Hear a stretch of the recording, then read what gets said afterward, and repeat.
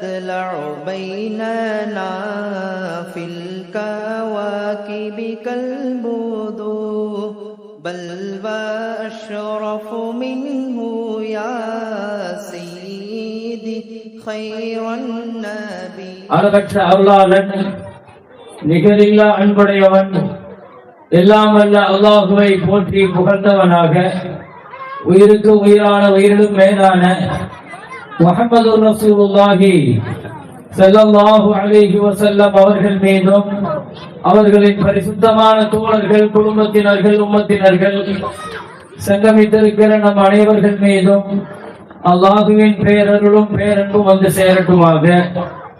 ஈரோடு ரஹிமா சங்கநகர் தாருல் இஹ்சான் மக்தப் மற்றும் நிஸ்வான் மதரசாவினுடைய ஆண்டு விழா இங்கே மிகச் சிறப்பாக முப்பெரும் விழாவாக நடைபெற்றுக் கொண்டிருக்கிறது.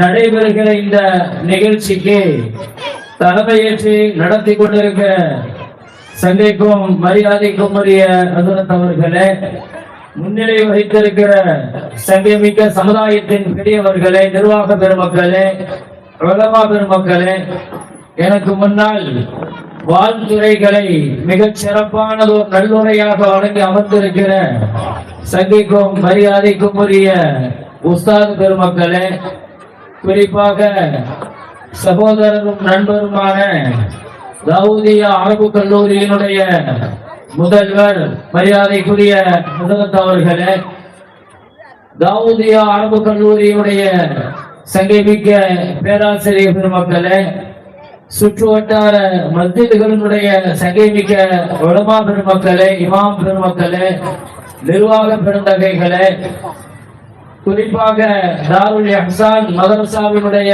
சங்கமிக்க உஸ்தாதுமார்களே, நிர்வாக பெருமக்களே, சிறப்பிற்குரிய இந்த நிகழ்ச்சியில் பங்கெடுத்து பேசப்படுகிற செய்திகளை மிகுந்த கவனத்துடன் உள்வாங்கிக் கொண்டிருக்கிற சங்கைக்கும் மரியாதைக்கும் உரிய சமுதாயத்தின் பெரியவர்களே, ஜமாத்தார்களே, தாய்மார்களே, சகோதரிகளே, பெற்றோர்களே, மாணவர்களே, சகோதர சமயத்தவர்களே, சகோதரர்களே, உங்கள் அனைவருக்கும் ஆரம்பமாக என் சலாமை முன்வைத்து துவங்குகிறேன். அஸ்ஸலாமு அலைக்கும் வரஹ்மத்துல்லாஹி வபரகாத்துஹு.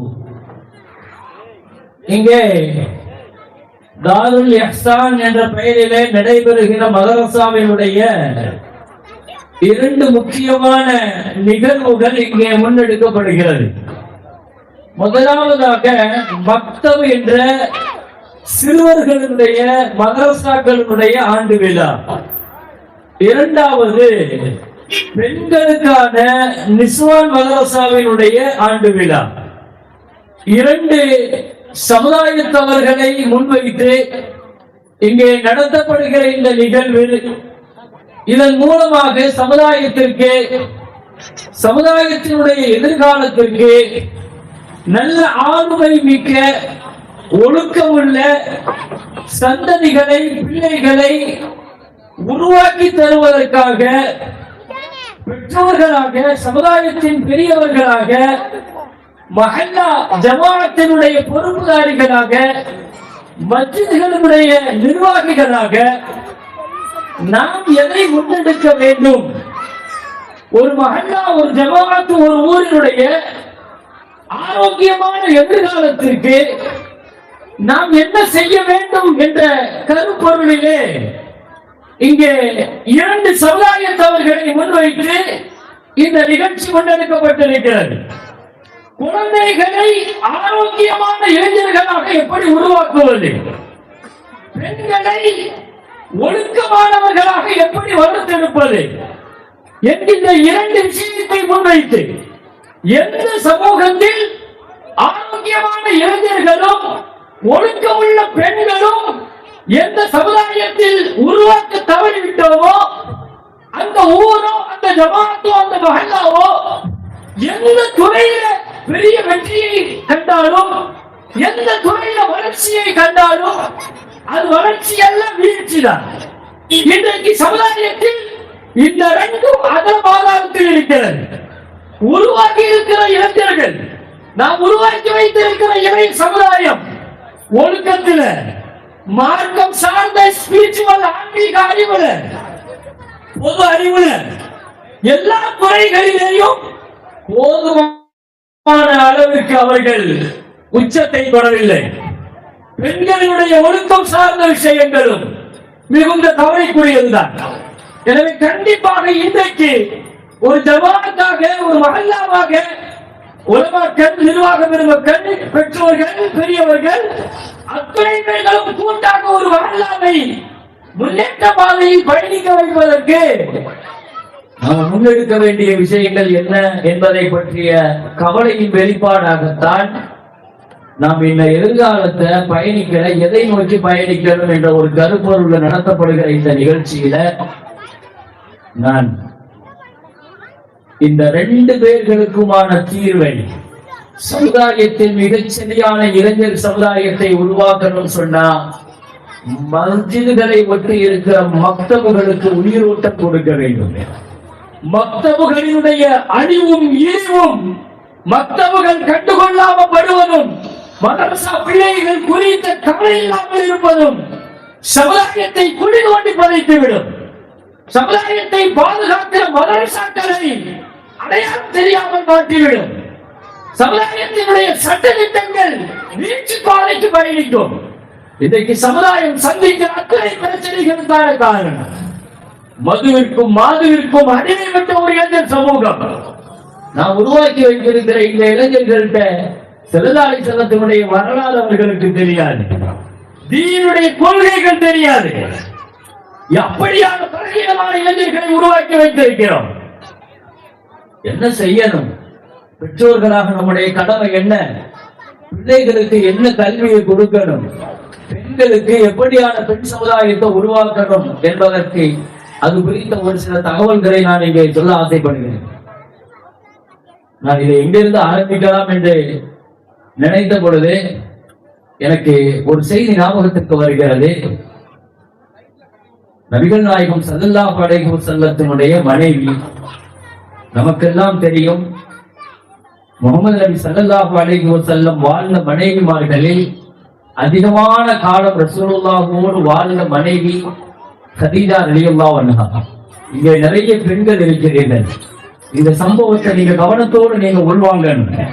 உள்வாங்கினால் மட்டும்தான் நான் எந்த கருப்பொருளில் இருந்து இந்த விஷயத்தை நான் உருவாக்கணும்னு நினைக்கிறேனோ, சொல்ல வரணும்னு நினைக்கிறேனோ, பிள்ளைகளை எப்படி வளர்க்கணும்னு நீங்க ஆசைப்படுறீங்களோ அல்லது சரீரத்தை ஆசைப்படுதோ, நான் சொல்லுவது இங்கே ஒரு அழுத்தமான செய்தி. என் பிள்ளை இமாம் ஷாஃபியை போல ஆகணும்னு நீங்க ஆசைப்படுறது தப்பு கிடையாது. என் பிள்ளை இமாம் கசாலியை போல ஆகணும்னு நம்ம ஆசைப்படுறது தப்பு கிடையாது. ஆனா அந்த ஷாஃபியினுடைய கசாலியினுடைய தாயாக நான் ஆகணும்னு முதல்ல நம்ம ஆசைப்படணும். அவர்களுடைய தந்தையினுடைய இடத்துல நாம் ஆகணும், நாம் ஆசைப்படணும். நம்மை நாம் எந்த வகையிலும் மாற்றிக்கொள்ள தயாரில்லைன்னு சொன்னா கண்டிப்பாக நம்முடைய சந்ததிகள் நாம எதிர்பார்க்கிற முன்னேற்றத்தை ஒரு காலத்தில் பெற்றுவிட முடியாது. இதை குர்ஆன் மிக தெளிவாக சொல்கிறது. உங்க பிள்ளைகளுக்காக உங்களை நீங்கள் மாற்றுங்கள். நீங்கள் தகச்சத்தில் அதிகாலையில் எழுந்து கையேந்தினால், கண்ணீர் வடித்தால் மட்டும்தான் இறைவனிடத்தில் உங்கள் பிள்ளைகள் சுபுகு தொழுகையாளிகளாக மாறுவார்கள். குறைந்தபட்சம் நீங்க சுபுகு தொழுகையாளிகளாக இருந்தா மட்டும்தான் உங்க பிள்ளைங்க மதரசா பிள்ளைகளாக உருவாகுவாங்க. சந்தைக்குரிய மக்களே,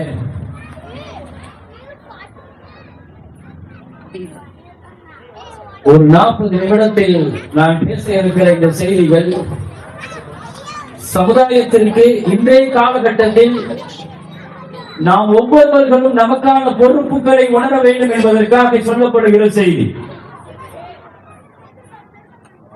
நபிகள் நாயகம் ஸல்லல்லாஹு அலைஹி வஸல்லத்தினுடைய மனைவியாக கதீஜா அம்மா தன்னுடைய வாழ்நாளினுடைய கடைசி நிமிடங்களை கழித்துக் கொண்டிருக்கிறார்கள்.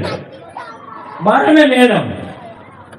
நேரத்தில் கடுமையான காய்ச்சல், கடுமையான குளிர்ஜுரம், அப்படியே படுத்திருக்கிறார்கள். பக்கத்தில் தன் மகள் பாத்திமா, சின்ன வயசு மகள் பக்கத்தில் உட்கார்ந்து இருக்கிறாங்க. அவ மகள்கிட்ட சொல்றாங்க, மகளே, எனக்கு கடுமையான காய்ச்சலும் குளிரும் தாங்க முடியல, எனக்கு போற்றுவதற்கு ஒரு போர்வை வேண்டும். உன் தந்தை முஹம்மது ஸல்லல்லாஹு அலைஹி வஸல்லம் கிட்ட போய் எனக்கு ஒரு போர்வை வாங்கிட்டு வரியா அப்படின்னு கேட்கிறாங்க. மகன் சொன்னாங்க, நான் வாங்கிட்டு வரமான்னு சொல்லிட்டு ஃபாத்திமா ரலியல்லாஹு அன்ஹா போய் போர்வை வாங்கிட்டு வந்தாங்க. பாப்பாட்ட போய் கேட்கிறாங்க, பாப்பா அம்மாவுக்கு கடுமையான குளிர் சுரமா இருக்குது, போற்றுறதுக்கு போர்வை கேட்கிறாங்க. நபிகள் நாயகம் ஸல்லல்லாஹு அலைஹி வஸல்லம் கண்ணீர் வடித்தார்கள். ஏனென்றால் கதீஜா அம்மாவினுடைய பழைய காலம் உங்களுக்கு எல்லாம் தெரியும். இந்த மார்க்கத்திற்காக நல்லறங்களுக்காக அந்த அம்மா கொடுத்த சொத்து, அரபுலகத்தினுடைய மிகச்சிறந்த வியாபார சக்கரவர்த்தி, அரபுலகத்தினுடைய மிகச்சிறந்த செல்வ சீமாட்டி, அவர்களுடைய வியாபார சரக்குகள் மக்காவிற்குள் நுழைந்தால் அதனுடைய கடைசி ஒட்டகம் யமன் மாநிலம் இருக்கும் என்ற சிரியா மாநிலம் இருக்கும். அவ்வளவு பெரிய பொருளாதார வசதிக்கு வாழ்ந்தவர்கள். இந்த மார்க்கத்தினுடைய உயிரோட்டத்திற்காக அம்மா கொடுத்த பொருள் இன்றைய மதிப்புல சொல்வதானால் $140 கோடி எழுதுறாங்க. அவ்வளவு பெரிய சொத்தை இந்த மார்க்கத்திற்காக கொடுத்தவங்க. அந்த அம்மாவுடைய கடைசி நேரம், வறுமை உச்சம், போற்றுவதற்கு போர்வை இல்லை. ஸல்லல்லாஹு அலைஹி வஸல்லம் கண்ணீர் வடித்தார்கள். இன்றைக்கு நீங்கள் பார்க்கலாம், மக்காவிற்கு சென்றால், மக்காவுக்கு போகும்போது மக்காவினுடைய இன்றைய அடையாளமாக மாறி போனது எதுனா கிளாக் டவர். தவாப் செய்தவங்க கூட கிளாக் டவரை பார்த்துட்டே தவாப் செய்வாங்க. அது கூடாது, காபத்துல்லாஹ்வையே பார்க்க கூடாது. தவாப் செய்யும் போது காபாவையே பார்க்க கூடாது. ஆனா சர்வசாதாரண கிளாக் டவரை பார்த்துட்டு என்ன செய்வாங்க? நீங்க மக்காவினுடைய எந்த பகுதியில சுற்று வட்டாரத்தில் எந்த இடத்துல கிலோமீட்டர் கணக்கு தள்ளி நின்று நீங்க பார்த்தாலும் அந்த கிளாக் டவரை பார்க்க முடியும். மக்காவினுடைய மிகச்சிறந்த கட்டடம், உலகத்தினுடைய பெரிய கட்டடம் கிளாக் டவர். யார் வீடு தெரியுமா? அது கதீஜா அம்மாவுடைய வீடு. கதீஜா அம்மாவுடைய வீட்டுலதான் அவ்வளவு பெரிய கிளாக் டவரை கட்டி வச்சிருக்கிறாங்க. உலகமே அண்ணாந்து பார்க்கிற அளவுக்கு ஒரு வாழ்க்கையை வாழ்ந்துட்டு போன சீமாட்டி அந்த அம்மா. இந்த மார்க்கத்திற்காக அந்த அம்மா கொடுத்ததும் உதவி செய்ததும் உலகத்தில் அவர்களை போல அந்த இடத்தை நிரப்புவதற்கு யாரும் இல்லை என்று உலகத்திற்கே பறை சாற்றுவதற்காக அவ்வளவு காட்டவர சவுதி அரசாங்கம் கட்டி வச்சிருக்கிறேன். அந்த அம்மாவுடைய உதவியை பத்தி என்ன சொல்ல முடியும்? கணவன் மனைவியாக 25 ஆண்டு காலங்கள் வாழ்ந்த வாழ்க்கை. உலகத்தில் இப்படி ஒரு கணவன் மனைவி ரொமான்ஸா வாழ்ந்ததை நம்ம வேற யார்கிட்டையும் போய் கவுன்சிலிங் படிக்க தேவையில்லை. குடும்ப வாழ்க்கை இல்ல வாழ்க்கை உலகத்துல வேற யார்கிட்டையும் படிக்க தேவையில்லை. முஹம்மது நபி ஸல்லல்லாஹு அலைஹி வஸல்லம் அவங்களுடைய மனைவி, தன் மனைவி இறந்ததற்கு பின்னாலையும் கூட, கதீஜா அம்மா மரணித்த பின்னாலையும் கூட ஆயிஷா அம்மா சொல்லுவார்கள், என் வீட்டுல ஸல்லல்லாஹு அலைஹி வஸல்லம் காலை நேரத்துல கைநூலாவுக்காக ஒரு 11:30 மணி அந்த டயத்துல படுத்து இருப்பாங்க. கதவு தட்டப்படுகிற சப்தம் கேட்குமா? வீட்டுடைய கதவு அப்படியே துடிச்சு எழுந்திருச்சு. இது என் கதீஜா தட்டுற மாதிரி இருக்குது. என் கதீஜா கதவை இப்படித்தான் தட்டுவாங்க. கண்டிப்பாக கதீஜாவுடைய சகோதரியா தான் இருப்பா, ஆனாவாகத்தான் இருப்பா. தூக்கத்துல எழுந்திருச்சு. தன் மனைவி இறந்து எத்தனையோ ஆண்டுகள் ஆகிவிட்டது. துடிச்சு போய் எழுந்து என் மனைவி வீட்டினுடைய கதவை தட்டினால் கூட நகக்கண்ணை வச்சு தட்டுவாங்கன்னு சொல்லுகிற ஒரு கணவனுடைய நினைவை பற்றி என்ன சொல்லுவது? தன் மனைவி இறந்து 14 ஆண்டுகள் கழிந்து மக்காவை வெற்றி கொண்ட மக்காவினுடைய ராஜாவாக உள்ளே நுழைகிற பொழுது எல்லோரும் எங்க வீட்டுக்கு வாங்க, எங்க வீட்டுக்கு வாங்கன்னு எல்லா மக்களும் அழைத்த பொழுது, மக்காவினுடைய பெரிய ராஜகோபுரங்கள்ல கூட நீங்கள் தங்குங்கள் சொன்ன பொழுது தங்க மறுத்து விட்ட முஹம்மது நபி ஸல்லல்லாஹு அலைஹி வஸல்லம், என் மனைவியின் கபருக்கு பக்கத்தில் கூடாரம் அடியுங்கள், என் மனைவியின் அடக்கஸ்தலத்திற்கு பக்கத்தில் கூடாரம் அடியுங்கள், நான் அங்கே சில தினங்கள் தங்கிவிட்டு மதீனாவிற்கு திரும்பி விடுவேன் என்று சொன்னார்கள். தன் மனைவியின் மீது அவர்கள் கொண்டிருந்த அன்பும் நேசம். எனவே அந்த அம்மா இந்த மார்க்கத்திற்கு செய்த உதவிகள், பெண் சமுதாயம் நீங்கள் தான் இந்த மார்க்கத்தை எல்லா காலகட்டத்திலும் தூக்கி பிடித்திருக்கிறீர்கள். அந்த பாரம்பரியத்தில் வந்த இந்த பெண் சமுதாயம் இன்னைக்கு நாம் எங்கே நிற்கிறோம்? யோசிக்க வேண்டும். ஒரு உண்மை தெரியுமா? இந்தியாவிற்கு புகாரி ஷரீஃப் என்ற கிதாபு வந்ததே ஒரு பெண்ணினுடைய கையெழுத்தாகத்தான் வச்சிருந்தார். நாம் ஆச்சரியப்படுகிறோம். குர்ஆனுக்கு பின்னால மிகச்சிறந்த கிதாபும் சொல்லப்படுகிற புகாரி ஷரீஃப்ங்கிற கிதாப இந்தியாவுக்கு அறிமுகப்படுத்தியதே ஒரு பெண்ணு தான். ஒரு பெண்ணினுடைய கையெழுத்தாகத்தான் வந்திருக்கிறது. அப்படியானால் மார்க்கத்தில் நீங்கள் எந்த இடத்தில் இருந்தீர்கள்? உங்கள் பாரம்பரியம் என்ன? இன்னைக்கு இந்த சமுதாயத்தை நம்ம எங்க கொண்டு வந்து நிறுத்தியிருக்கிறோம்? மரணிக்கிற ஒரு பெண் உம்மா அப்துல்லா தன் மக்கள்கிட்ட சொன்னாங்க, என்னை தூக்கி கொண்டு வந்து வீட்டுல இந்த இடத்துல படுக்க வைக்க ஒரு இடத்தை காட்டுறாங்க. அம்மா பிள்ளைங்க எல்லாம் சொன்னாங்க, ஏமா அந்த இடத்துல இல்ல, நான் அந்த இடத்துல படுக்க வைக்கிறேன், அந்த இடத்துலதான் மௌத்தா போகணும், ஏமா அப்படி சொல்றீங்கன்னு கேட்டாங்க. இப்படி ஒரு நாள் சந்திப்பேன் என்பதற்காக அந்த இடத்தில் 4000 குர்ஆனை முடித்திருக்கிறேன் என்று சொன்னாங்க. எனக்கும் உங்களுக்கும் என்ன அடையாளம் இருக்கிறது? என்ன சேர்த்து வைத்திருக்கிறோம்? என்ன சேமித்து வைத்திருக்கிறோம்? இப்படிப்பட்ட பாரம்பரியத்தில் வந்த பெண்கள் தான் இந்த சமுதாயம். கதீஜா அம்மா வாழ்நாளினுடைய நிறைய மூச்சை விட்டுக் கொண்டிருக்கிறார்கள். இந்த இடத்திலிருந்து நான் உங்களுக்கு சரியான முறையில் ஒரு செய்தியை அழுத்தமாக பதிவு செய்ய விரும்புகிறேன். ஸல்லல்லாஹு அலைஹி வஸல்லம் நபிகள் நாயகம் சொன்னார்கள், மகளே, எங்கிட்டையும் உன் தாய்க்கு கொடுக்கிறதுக்கு போர்க்கிறதுக்கு போர்வை இல்லையம்மா அப்படின்னு சொல்லி அவங்க தலையில் கட்டிருந்த தலப்பாகை அவிழ்த்து கொடுத்து சொன்னார்கள், உன் தாய்க்கு இதை கொண்டு போர்த்தி விடு என்று சொன்னார்கள். உன் தாய்க்கு இதை கொண்டு போர்த்தி விடு. அதை எடுத்துக்கொண்டு ஓடி வந்து தன் தாய்க்கு போர்த்தி விடுகிறார்கள். போர்த்தியும் குளிரின் நடுக்கம் நிற்கவில்லை, குளிர் இன்னும் அதிகமாகிறது. தாய் மகள்கிட்ட சொன்னாங்க, மகளே, எனக்கு ஒரு உதவி செய்வியான்னு கேட்டாங்க. என்னமா செய்யணும்? நான் எழுந்திருச்சு நிக்கணும், என்ன நிக்க வைப்பியான்னு கேட்டாங்க. நான் எழுந்திருச்சு நிக்கணும், என்னால நிக்க முடியல, எழுந்திருக்க முடியல, நிக்க வைப்பியா? மகள் ஒரு 7-8 வயசு தானே இருப்பாங்க பிள்ளைக்கு. அம்மா, உங்களுக்கு என்ன உதவி செய்யும் சொல்லுங்கம்மா, நான் செய்யறேன். நீங்க ஏமா இந்த கஷ்டத்திலே எழுந்திருக்கணும்னு நினைக்கிறீங்க? உலகத்தில் இப்படிப்பட்ட பிள்ளைகள் வளர்க்கப்படணும். பெண் குழந்தைகளுடைய ஒழுக்கம் இன்றைக்கு மிகப்பெரிய அளவில் கேள்விக்குறியாக ஆக்கப்பட்டிருக்கிறது. ஸல்லல்லாஹு அலைஹி வஸல்லம் சொன்னார்கள், நான் தக்கரஃபுல் பனாத், பொம்பளை பிள்ளைங்களை நீங்க வெறுக்காதீங்க, பெண் குழந்தைகளை வெறுக்காதீங்க அப்படின்னு சொல்லிட்டு முகமது நபி ஸல்லல்லாஹு அலைஹி வஸல்லம் 2 காரணத்தை சொன்னாங்க.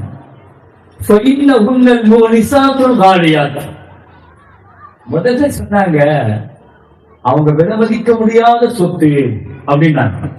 யாருடைய வார்த்தை அது? முகமது நபி ஸல்லல்லாஹு அலைஹி வஸல்லமுடைய வார்த்தை. விலமதிக்க முடியாத சொத்து அது. இரண்டாவது சொன்னாங்க, உங்களுடைய கடைசி காலத்திற்குன்னு நீங்க படுகிற ஒரு பெரிய கஷ்டம் இருக்குது, அதற்கு பெயர் தனிமை. உங்க கடைசி காலகட்டத்துல நீங்க சந்திக்கிற பெரிய பிரச்சனை பண பிரச்சனை எல்லாம் இருக்காது. உங்களுடைய கடைசி காலம் தனிமையில பெரிய அளவுல நீங்க நெருக்கடியை சந்திப்பீங்க. அந்த தனிமையை போக்குறதுக்கு பொம்பளை பிள்ளைங்க தான் உங்க ரூல இருப்பாங்க. இது யாரும் வருத்தப்பட்டுக்கிறதுக்காக நான் சொல்லல. ஸல்லல்லாஹு அலைஹி வஸல்லமுடைய வார்த்தை. ஒன்று அவர்கள் மகன்களாக இருக்கலாம், இல்லையானால் மருமகள்களாக இருக்கலாம். மருமகள்களாக கடைசி காலத்திற்கு துணையாக ஆசுவாசமாக அந்த வெறுமையை, வெறிச்சியை, தனிமையை. இன்னைக்கு மகன் பெற்றோர்களுக்கு எதை வேணாலும் கொடுக்க தயாராக இருக்கிறார். தாய் தந்தையர்களுக்கு செய்கிற கடமை இருக்கிற, நாம நினைச்சுக்கிட்டோம் பணத்தை கொடுத்துட்டா போதும், இல்ல அவங்களுக்கு ஏதாவது வசதி வாய்ப்புகளை செய்து கொடுத்துட்டா போதும், அல்லது ஏசி ரூம் அல்லது நல்ல வசதியை செஞ்சுட்டா போதும், இது மட்டும்தான் கடமை நினைச்சிட்டு இருக்கிறோம். கண்டிப்பாக இல்லை மக்களே. அதை தாண்டி இன்னொன்று இருக்கிறது. பெற்றோர்களுக்கு செய்ய வேண்டிய கடமைகளில் இஹ்சான் என்ற வார்த்தை அல்லாஹ் பயன்படுத்துறாங்க. இஹ்சானோடு நடந்துக்கிறாங்க. இஹ்சானுக்கு அர்த்தம் என்ன தெரியுமா? சோறு கொடுக்கிறதும் இருக்கிறதுக்கு இடம் கொடுக்கிறது மட்டுமல்ல, அவங்களுடைய தனிமையை போக்குறதுக்கு அவங்களோட கொஞ்ச நேரம் பேசுங்கன்னு அர்த்தம். எத்தனை பேர் பேசுறோம்? அவங்களுக்குள்ள பிரச்சனைகள் என்ன? பேசுறதுக்கு ஆள் இல்ல. அவங்க சொன்ன சில வார்த்தைகளை கேட்கறதுக்கு நமக்கு நேரம் இல்ல. ஓடிக்கிட்டே இருக்கிறாரு. மனைவி மக்களுக்கு நேரம் கொடுக்கறதுக்கே அவருக்கு டைம் இல்ல. இதை தாண்டி பெற்றோர்களுக்கு எங்க கொடுப்பாரு? செல்லத்தை விட நம்ம பிஸி ஆகிட்டோமா? ஒரு அரசு தலைவராக, ஒரு அரசியல் மிகச்சிறந்த காப்பவனாக, சமுதாயத்தினுடைய தலைவராக, வகையின் வெளிச்சத்தில் வாழ்ந்த முஹம்மது நபி ஸல்லல்லாஹு அலைஹி வஸல்லம். ஆயிஷா அம்மா சொல்றாங்க, வீட்டுக்கு வந்துட்டா எங்க நபி செருப்ப கலட்டும் பொழுது பொறுப்பையும் கலட்டிட்டு உள்ள வருவாங்க. வந்து எங்கிட்ட சொல்லி இருக்கிறாங்க, கல்லிமி ஆயிஷா, ஆயிஷாவே ஏதாவது பேசுங்களேன் கேட்கலாம். நம்ம பேசினாலே கேட்க மாட்டோம்.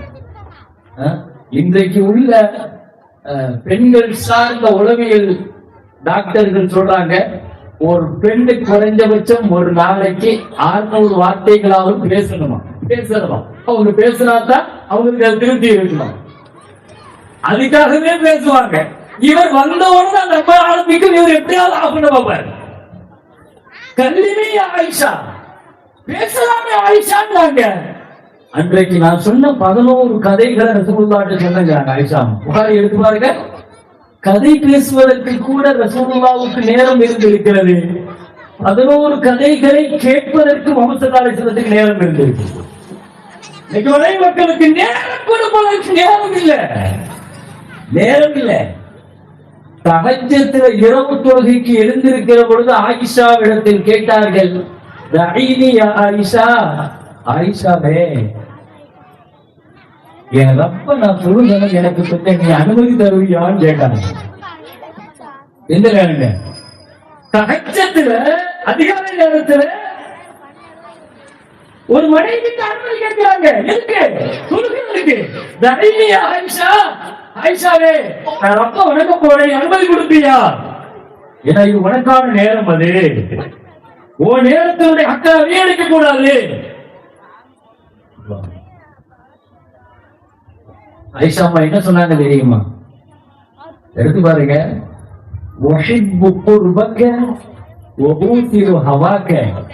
உங்கள் நெருக்கம் பிடிக்கும், அதை விடவும் உங்கள் விருப்பம் பிடிக்கும். நீங்கள் சொல்கிறாங்க வார்த்தை. ரமதானுடைய காலங்கள்ல இரவு நேரங்கள்ல வணங்குறதுக்காக அவங்க மனைவிமார்களை கூப்பிட்டு எல்லாம் உங்க வாப்பா தந்தையுடைய வீடுகளுக்கு போயிடுவேன்னு சொல்லிட்டு ரசூலுல்லாஹ் அறிவிப்பு செஞ்சாங்க. எல்லா மனைவியும் அவங்க வாப்பா வீட்டுக்கு போயிட்டாங்க. ஆனா சஃபியாங்கிற ஒரு மனைவிக்கு வாப்பா வீடு இல்லை. அந்த அம்மா மட்டும் வீட்டுல தனியா இருந்தாங்க. தனியாக இருக்கிற தன் மனைவியினுடைய சிந்தனைகள், அந்த தனிமை கஷ்டமா இருக்கிறதுனால ரமதானுடைய காலத்துல ராத்திரி நேரத்துல எத்திகாஃப் இருக்கும் போது தான் மனைவியுடைய உணர்வை புரிஞ்சுக்கிட்டு அழைச்சிட்டு பள்ளிவாசல்ல வச்சு மனைவியோடு கொஞ்ச நேரம் பேசிட்டு இருந்தாங்க. பேசுறாங்க சஃபியா, யார சொல்றதா நீங்க வணங்கிய நேரம், தொழுகையுடைய நேரம் இல்ல சஃபியா, கொஞ்ச நேரம் பேசலாம். மிகச்சிறந்த கணவராக கவிஞர் கண்ணதாசன் ஒரு திமுகவினுடைய ஒரு திருமண விழாவில் அவர் சொன்னார். எல்லாரும் பேசி முடிச்சுட்டாங்க. கடைசியா கவிஞர் கண்ணதாசன் பேசினார். அவர் சொன்னாரு, நிறைய பேர் வாழும் நிலவும் போல் வாழுங்கள், நகமும் சதையும் போல் வாழுங்கள் இதெல்லாம் நிறைய பேர் சொன்னாங்க மணமக்களை வாழ்த்தி. ஆனால் யாருமே நானும் என் மனைவியும் வாழ்ந்தது போல் வாழுங்கன்னு யாருமே சொல்லல இந்த கூட்டத்துல. ஆனா அப்படி சொல்றதுக்கு ஒரே தகுதி உங்க தலைவர் முகமது நபிக்கு மட்டும்தான் இருக்குதுன்னு அவர் சொன்னார். உலகத்தில என்னையும் நான் வாழ்ந்த குடும்ப வாழ்க்கை போல் வாழுங்கள் என்று சொல்வதற்கு புத்தருக்கு போதி மரத்தடியில் ஞானம் பிறந்த பொழுது அவர் எங்கோ மனைவி மக்களை விட்டு போயிட்டாரு. ஆனா உங்க நபிக்கு இராமலையில ஞான உதயம் வந்த பொழுது தான் மனைவி ஹதீஜாவை தான் தேடி வந்தாரு அப்படின்னு சொல்றாங்க. உலகத்துல இல்லற வாழ்க்கைய, குடும்ப வாழ்க்கைய இவ்வளவு அழகாக சொல்லி தந்த ஒரு தலைவர் உலகத்தில் எங்கேயும் பார்க்க முடியாது. எனவே மனைவிக்காக, மக்களுக்காக நேரம் கொடுக்கிறது, தாய் தந்தையர்களுக்காக நேரம் கொடுக்கிறது, கொஞ்ச நேரம் உட்கார்ந்து பேசுறது, இது ரொம்ப முக்கியம் இல்லையா? அந்த இடத்தை நாம் இன்னும் கொடுக்கவில்லை. அந்த இடம் இன்னும் நிரப்பப்படாமல் காலியாக இருக்கிறது. ஹாரிசான்னு ஒரு இளைஞர் நபிகள் நாயகம் ஸல்லல்லாஹு அலைஹி வஸல்லம் சொன்னாங்க, சொர்க்கத்தினுடைய காரியாக, குர்ஆன் ஓதுகிற காரியாக அல்லாஹ் உங்களை தான் தேர்வு செஞ்சிருக்கிறான். சொர்க்கத்தில் உங்களுடைய குர்ஆன் வளத்தை, கிராத்தை, குர்ஆனை நான் கேட்டேன். நான் ஸல்லல்லாஹு அலைஹி வஸல்லம் கரத்து கிராத்த ஹாரிசான், என்ன செஞ்சீங்கன்னு கேட்டாங்க. ஹாரிசாட்ட அவ்வளவு பெரிய நன்மை என்ன செஞ்சீங்கன்னு கேட்டாங்க. ஹாரிசா என்ன சொன்னாரு தெரியுமா? யாரும் சொல்லலாம், எனக்கு வயசான அம்மா உண்டு, ரொம்ப கஷ்டப்படுறவங்க, நடக்க முடியாதவங்க. என் அம்மாவுக்கு ராத்திரியில அந்த அம்மாவை தூங்க வைக்கிறதுக்கு நான் கால் மசாஜ் பண்ணி விடுவேன், அம்மா தூங்குற வரைக்கும்.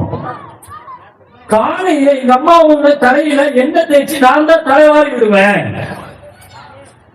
ஸல்லல்லாஹு அலைஹி வஸல்லம் சொன்னாங்க, அதுக்கு தாங்க அல்லாஹ் உங்களுக்கு இவ்வளவு பெரிய அந்தஸ்தை கொடுத்திருக்கிறாங்க.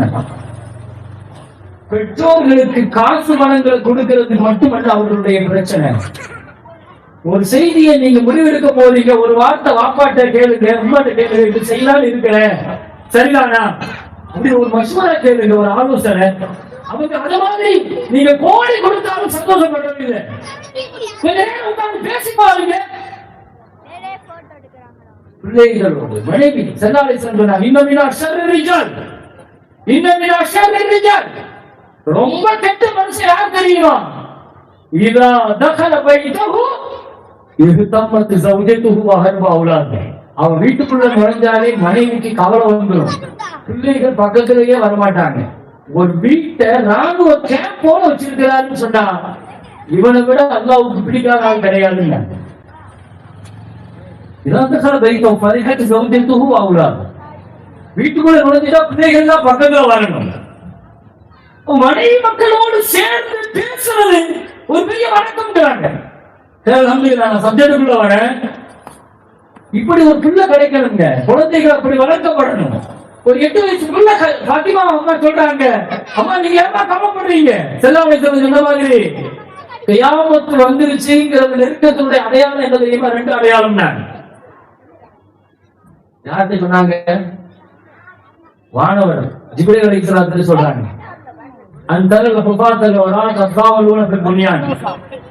இந்த அரபுலகத்துல சில ஆடு மேய்க்கிறவங்கள கையை காட்டுனாங்க ஸல்லல்லாஹு அலைஹி வஸல்லம். நான் ஆடு மேய்ச்சிட்டு இருக்கிறாங்க பாருங்க, காலில் செருப்பு இல்ல, அரபிகள் உடுத்துறதுக்கு ஒழுங்கா உடை இல்ல.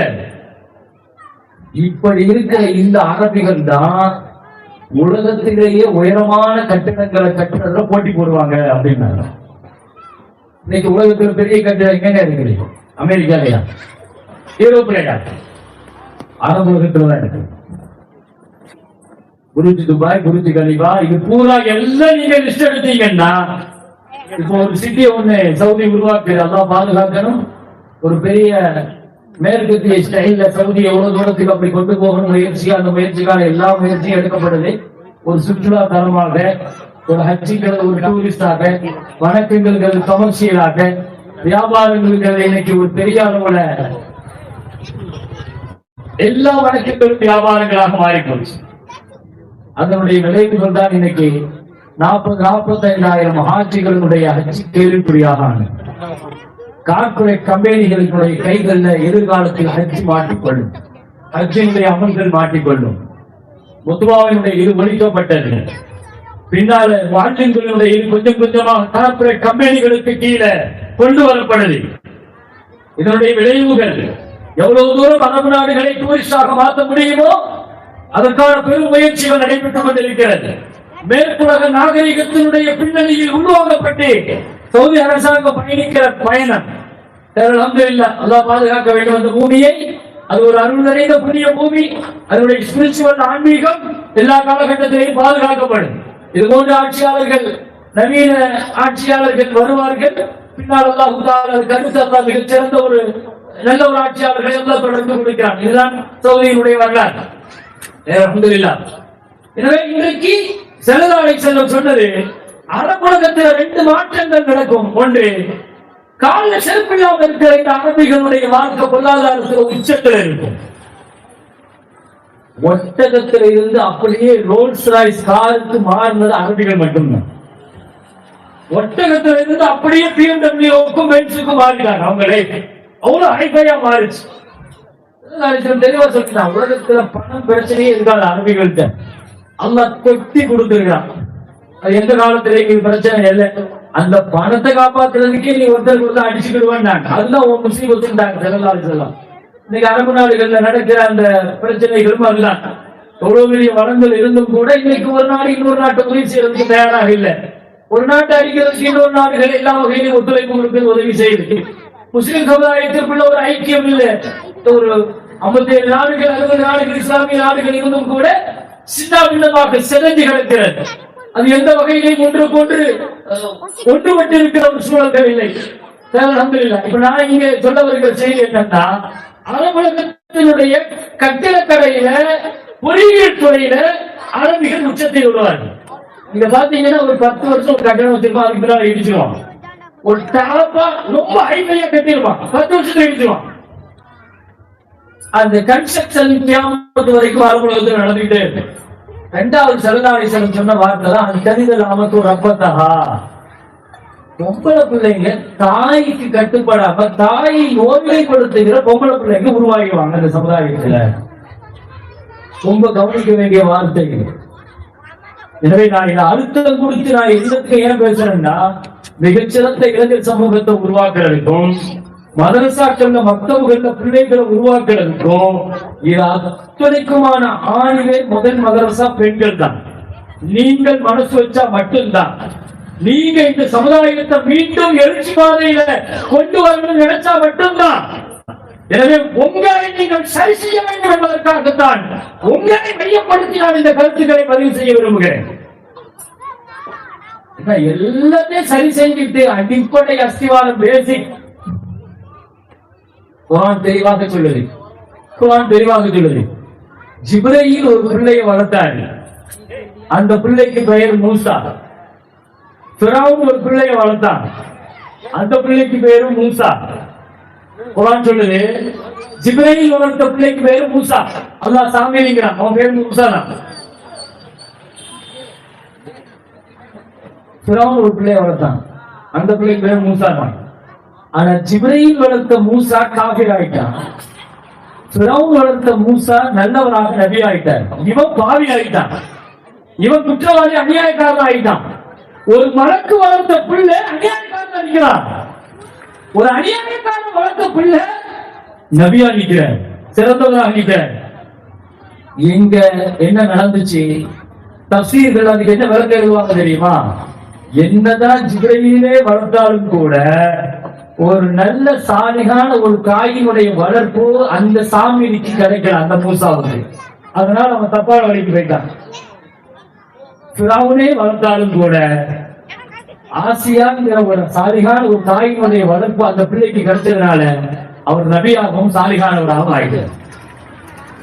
பெண்களுடைய பிள்ளைக்கு வளர்ப்புல 90% நான் இதை ஏன் சொல்ல தெரியுமா? ஒரு குழந்தை உருவாக்கப்படுறது எங்க நினைக்கிறீங்க?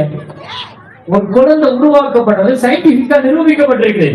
ஒரு தாயினுடைய கருவறையில குழந்தையுடைய 82% வளர்ச்சி முழுமையடைஞ்சிச்சு.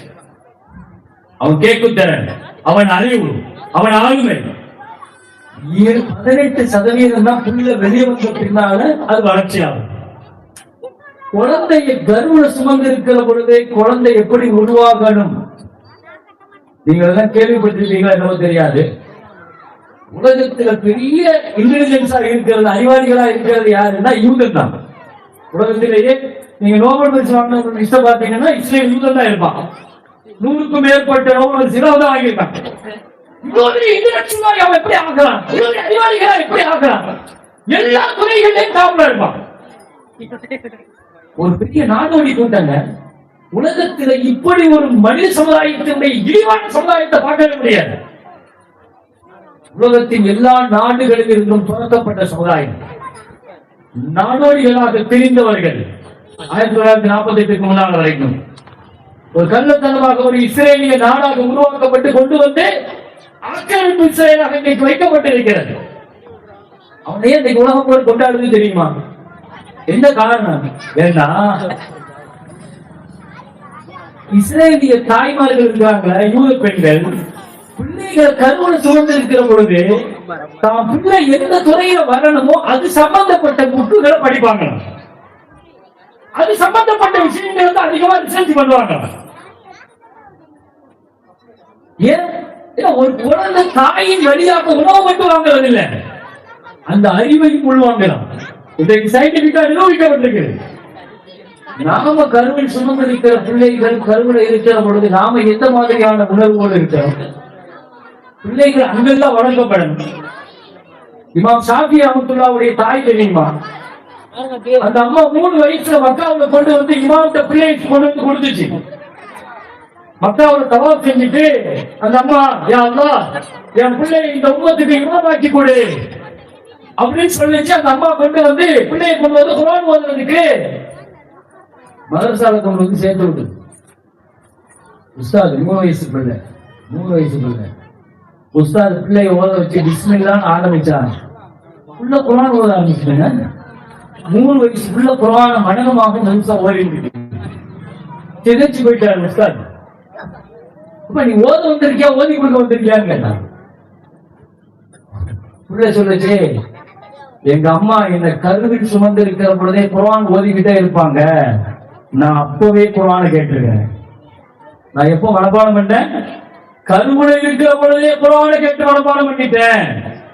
எங்க அம்மா இந்த தாய்ப்பால் கொடுக்கிற பொழுது கூட ஒவ்வொரு செஞ்சுட்டு குர்ஆன் ஓதிட்டே தாய்ப்பால் கொடுப்பாங்க. எங்க அந்த தாய்மார்கள்? நம்ம டிவி பார்த்துட்டு சீரியல் பார்த்துட்டு கண்டதை நம்ம பேசிட்டு பிள்ளைகள் அப்படி உருவாக்குகிற பொழுது அந்த காலங்கள் அந்த பிள்ளைகள் எப்படி உருவாக்குவாங்க? ஒரு குழந்தை எப்படி உருவாக்கணும், எப்ப உருவாக்கணும்? ஒரு குழந்தைக்காக குர்ஆன் சொல்லுது. ஒரு சூரா இருக்கு குர்ஆன்ல, அத்தியாயம், அதை படிங்க.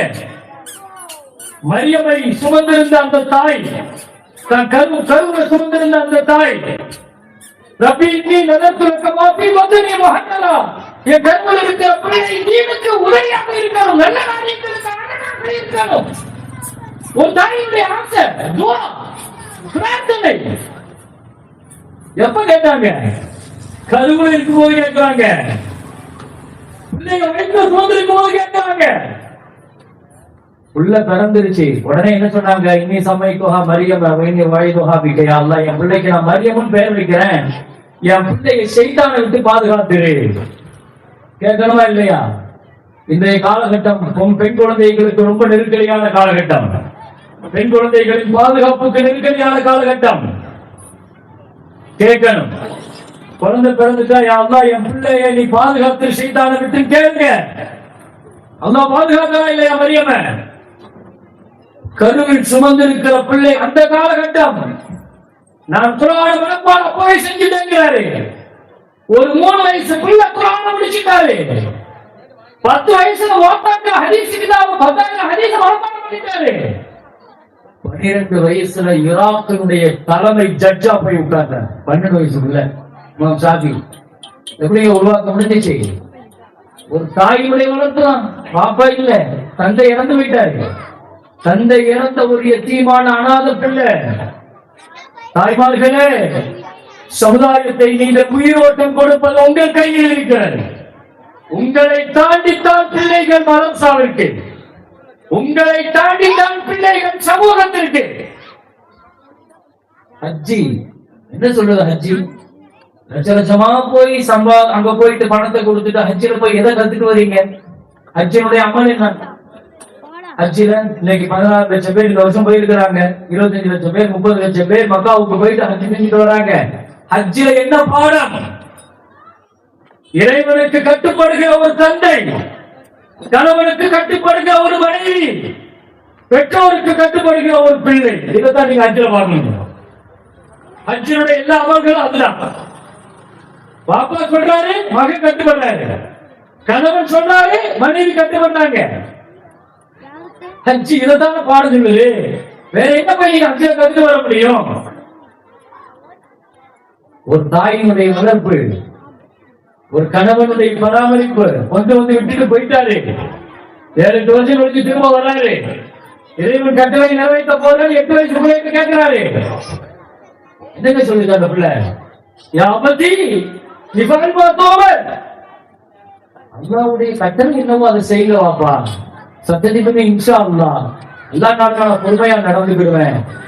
பிள்ளையை இப்படி வளர்த்தது யாரு? பிள்ளை எப்படி வளர்த்தது யாரு? ஆஜர் பீவி ஒரு தாய் தன்னந்தனியா கணவர் இல்லப்ப விட்டுட்டு போயிட்டாரு. இறைவன் உத்தரவு. ஒரு தாய் நினைத்தால் மட்டும்தான் ஒரு பிள்ளையை சரியான கோணத்தை வளர்த்து பார்த்தெடுக்கும். எனவே இந்த மதரசாக்கள், மதரசாவில் ஓதுகிற மக்தபுகள், நிஸ்வான்கள், இது அத்தனைக்குமான மூலதனம் நீங்கள் தான் உருவாக்கி தர வேண்டும். எனவே நான் மீண்டும் விட்ட இடத்திலிருந்து அந்த செய்திக்கு வருகிறேன். அம்மா, உங்களுக்கு என்ன செய்யணும் சொல்லுங்கம்மா, நான் செய்யறேன். ஒரு குழந்தையினுடைய பரிதவிப்பு பாருங்க. தன் தாய்க்கு பணிவிட செய்யணுங்கிற பாத்திமாவுடைய அந்த வார்த்தையை பாருங்க. இல்லம்மா, அம்மா சொன்னாங்களா? இல்லம்மா, என் உயிரிலும் மேலான கண்மணி என் கணவர் முகமது ஸல்லல்லாஹு அலைஹி வஸல்லம் நான் நிக்காஹ் செய்த நாளிலிருந்து அவர் என் வீட்டிற்குள் வருகிற பொழுது நான் எழுந்திருச்சு நின்றுதான் வரவேற்பேன், உட்கார்ந்து வரவேற்றதில்லை. எப்படி? என் கணவர் வீட்டுக்குள்ள வரும்போதெல்லாம் நான் நின்றுதான் வரவேற்பேன். இதுவரைக்கும் ஒரு நாள் கூட நான் உட்கார்ந்து வரவேற்றதில்லை. என் கணவர் வருகிறார் என்பதை 60 அடி தூரத்தில் என் கணவரின் கஸ்தூரி மனம் எனக்கு சொல்லிவிட்டது. நான் எழுந்திருக்கணும் மகளே என்று சொல்லி ஒரு கரத்தை சுவற்றிலேயும் மறு கரத்தை தன் மகளினுடைய தோல் விதத்திலையும் தாங்கி பிடித்துக் கொண்டு அந்த ஹதீஜா அம்மா எழுந்திருச்சு நிற்கிறாங்க. கணவர் முகமது நபி ஸல்லல்லாஹு அலைஹி வஸல்லம் உள்ளே வருகிறார்கள். வந்து தன் மனைவியை ஆரத்தி மடியிலே படுக்க வைக்கிறார்கள். ஹதீஜா, இவ்வளவு பெரிய கஷ்டத்திலேயும் நீங்க ஏமா எழுந்திருச்சு நிற்கணும் நினைக்கிறீங்க என்று சொல்லி தன் மனைவியை மடியிலே படுக்க வைத்து மனைவி இடத்துல கேட்டாங்க, 25 வருஷமாக நாம கணவன் மனைவியாக குடும்பம் நடத்தி இருக்கிறோம். எனக்கு ஒரே ஒரு வேண்டுதல் உண்டு ஹதீஜா, இதுவரைக்கும் நீங்கள் என்னிடத்தில் ஆசைப்பட்டு ஒண்ணுமே கேட்டதில்லை. 25 வருஷம் வாழ்ந்திருக்கிறோம். நீங்க எனக்கு ஒண்ணுமே ஆசைப்பட்டு அதை வாங்கிட்டாங்க இதை வாங்கிட்டாங்க இதுவரைக்கும் நீங்க கேட்டதே கிடையாது. ஆனா ஒரு கணவராக எனக்கு ஆசை இருக்குது. உங்களுடைய ஆசையை நிறைவேற்றணும். உங்களுக்கு ஏதாவது மௌத்தாகிறதுக்குள்ள ஆசை இருந்தா சொல்லிருங்க ஹதீஜா, கண்டிப்பா உங்களுக்காக நான் நிறைவேற்றி கொடுக்கிறேன் அப்படின்னு ஒரு கணவராக கேட்கிறார்கள். தன் மனைவியை மடியிலே படுத்தவை ஹதீஜா அம்மா, இதுவரை உதடுகள் திறக்காத ஹதீஜாவின் உதடுகள் தன் வாழ்நாளின் கடைசியில் திறக்கிறது. எனக்கு ஒரு 3 ஆசை உண்டு, எனக்கு 3 ஆசை உண்டு, அந்த 3 ஆசையை மட்டும் நிறைவேற்றி கொடுக்க போதும் அப்படின்னு சொன்னாங்க.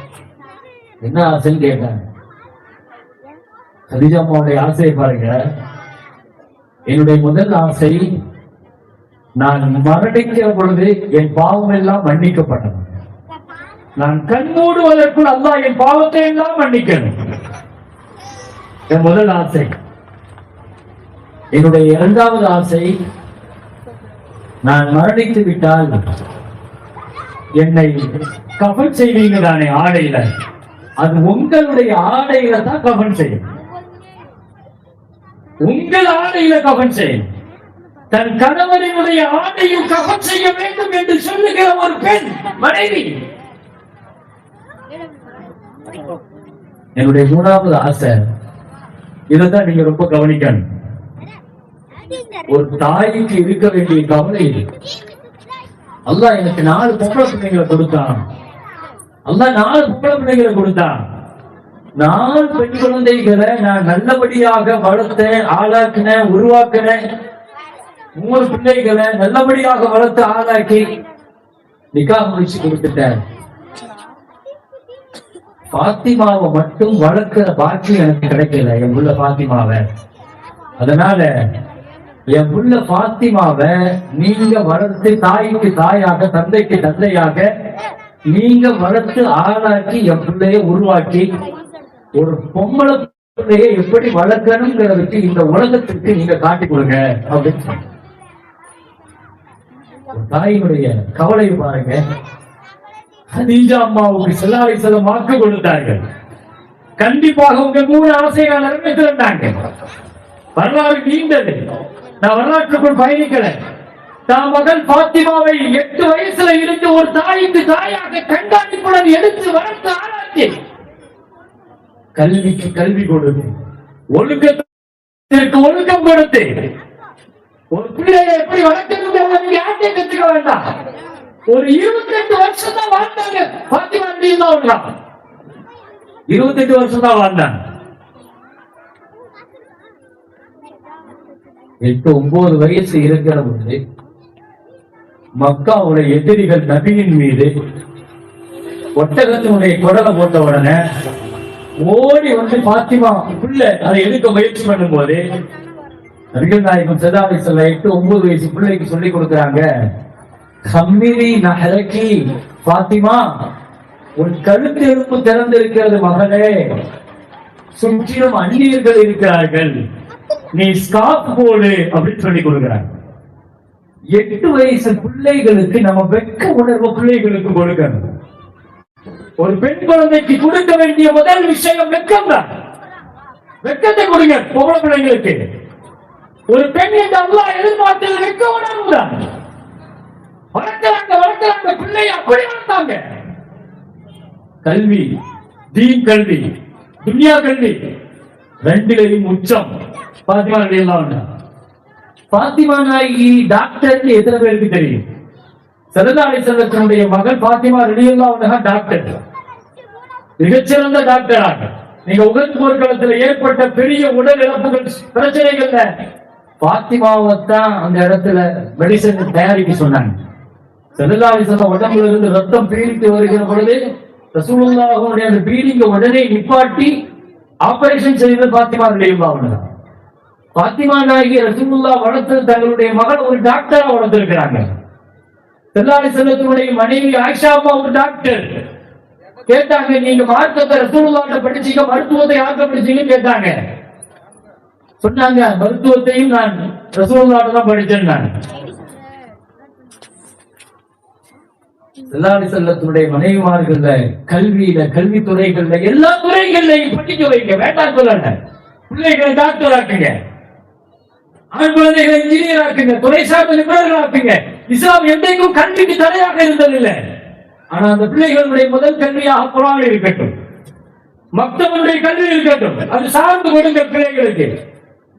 இஸ்லாம் வெறுமனே படி மட்டும் சொல்லல, இஸ்ராயேல் படி சொல்லுச்சு, அதான் முதல் வசனம். அதையும் சொல்லிக்கணும், படி மட்டும் சொல்லல.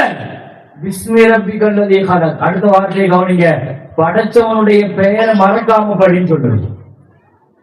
ரெகுலர் டாக்டர் ஆக்குங்க, இன்ஜினியர் ஆக்குங்க, ஐடி ஃபீல்டுக்கு கொண்டு வாங்க, ஏஐ, ஆர்டிபிஷியல் இன்டெலிஜென்ஸ், எந்த துறைகளுக்கு வேண்டாலும் கொண்டு வாங்க, தப்பு சொல்லல. ஆனால் ஒழுக்கம் மீறாமல்,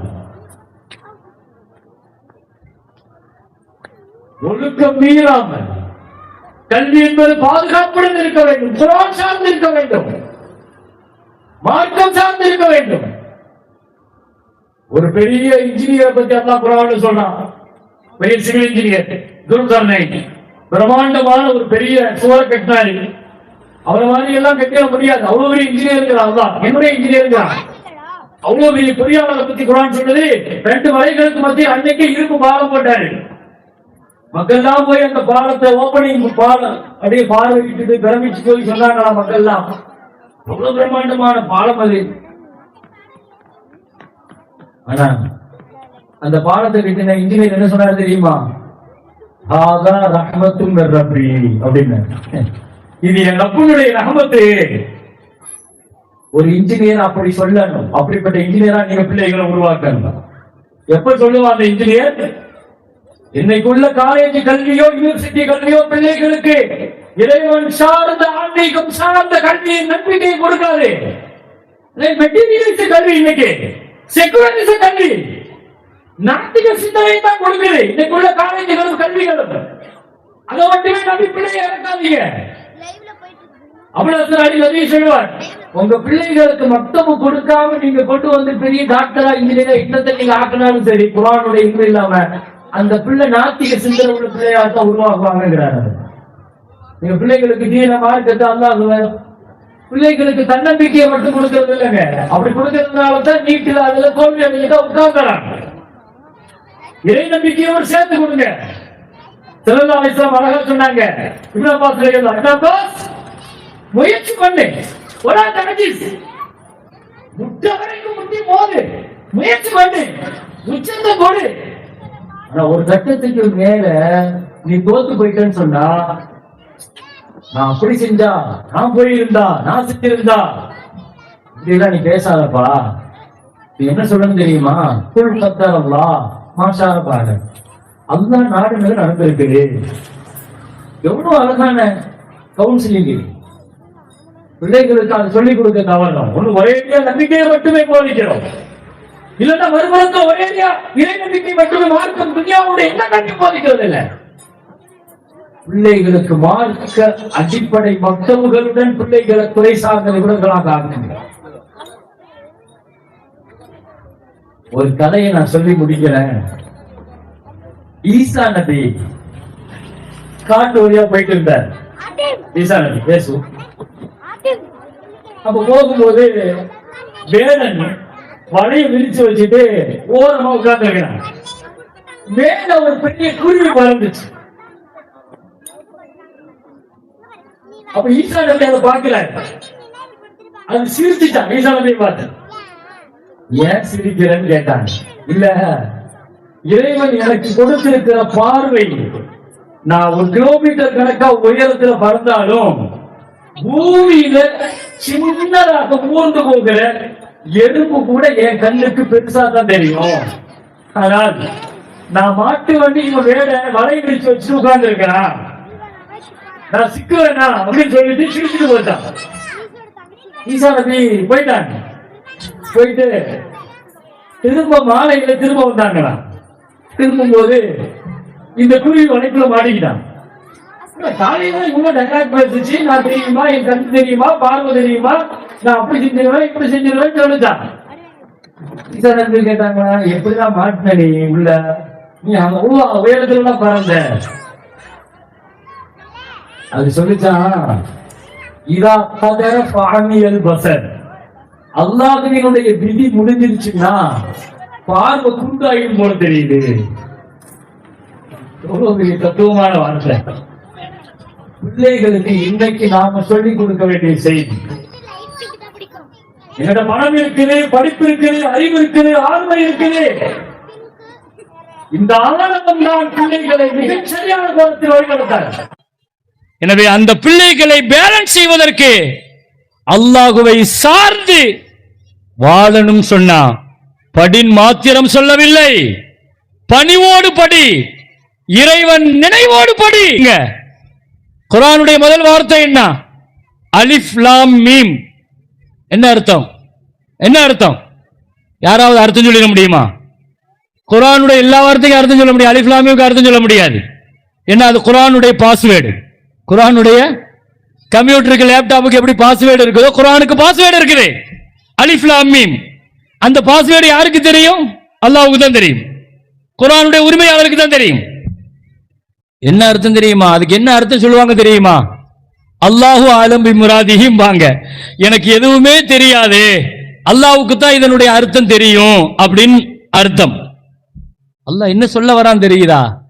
நீ உள்ள வரும்போதே எதுவுமே தெரியாதுங்கிற பணிவோடு உள்ளவா, குர்ஆன் உனக்கு எல்லா கல்வியையும் கற்றுக் கொடுக்கும். நீ தெரியாதுன்னு சொல்லு, நீ தெரியும்னு ஆணவத்தோடு வந்தா உனக்கு ஒண்ணுமே தெரியாது. எனவே குர்ஆன், இஸ்லாம் கல்விக்கான வரையறைகள் இருக்கிறது. எல்லாரும் மாதிரி எப்படியாவது கல்வி கத்துட்டு வான்னு சொல்லல, இறைவனை மறக்காமல் படி, பணிவோடு படி, மக்களுக்கு பணிவிடை செய்வதற்காக படி. கல்வி என்பது சர்டிபிகேட் ஓரியன்டட் அல்ல, மணி ஓரியன்டட் அல்ல, அது பணத்துக்காக சம்பாதிக்கிறது அல்ல. இஸ்லாம் கல்வியை சொல்லல, அதனால சம்பாதிக்க வேண்டாம் சொல்லல, அதை நோக்கமாக வைக்காதீர்கள். நீங்கள் சார்ந்திருக்கிற குடும்பம், சமுதாயம் உங்கள் கல்வியை கொண்டு பயன்படணும்.